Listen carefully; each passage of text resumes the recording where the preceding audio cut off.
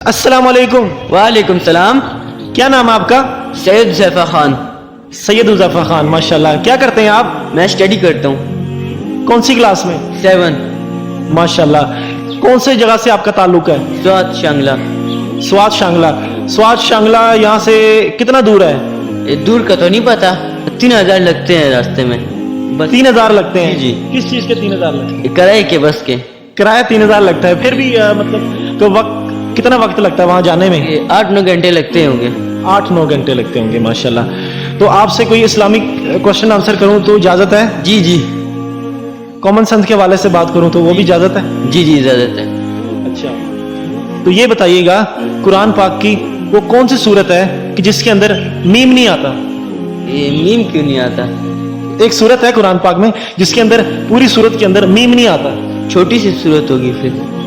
کیا مطلب چھوٹی کے بڑی میں نہیں آ سکتا؟ نہیں. سورت کوثر. سورہ کوثر. جی جی. کیسے پتا چلا آپ کو؟ یہ بیسک کوشچن ہوتے ہیں.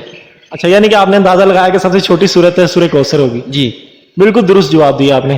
اچھا یہ بتائیں کہ قرآن پاک کی کس صورت کو قرآن پاک کا دل کہا جاتا ہے؟ یہ سورہ یاسین. سورہ یاسین. ماشاءاللہ. یہ بتائیں کہ قرآن پاک کی وہ کون سی صورت ہے کہ جس کو 3 مرتبہ پڑھ لیں تو پورے قرآن پاک کا ثواب ملتا ہے؟ یہ سورۃ ناس. سورہ ناس. جی 3 مرتبہ پڑھ لیں تو پورے قرآن پاک کا ثواب ملتا ہے. جی. نہیں سورہ ناس نہیں ہے، کوئی اور صورت ہے. بتائیں نام اس کا. سورت آئی تھنک سورت اخلاص. کل اللہ احد. ماشاءاللہ ماشاءاللہ. یہ بتائیں کہ قرآن پاک میں وہ کون سے نبی ہیں جن کا سب سے زیادہ تذکرہ آیا ہے؟ یہ آئی تھنک حضرت موسیٰ. حضور صلی اللہ علیہ وسلم کا نہیں آیا؟ نہیں. جی بالکل درست آپ نے جواب دیا ہے. قرآن پاک میں سب سے زیادہ تذکرہ حضرت موسیٰ علیہ السلام کا آیا ہے. 30 پاروں میں سے تقریباً کوئی 28 کے قریب سپارے ہیں جن میں حضرت موسیٰ علیہ السلام کا تذکرہ سب سے زیادہ آیا. اب آپ سے اگلا سوال کامن سینس کے حوالے سے بات کریں گے تو اس کی اجازت ہے؟ جی جی اجازت ہے. اچھا یہ بتائیں وہ کون سا جاندار ہے کہ جس کے پر ہیں لیکن وہ اڑ نہیں سکتا؟ یہ نہیں پتا.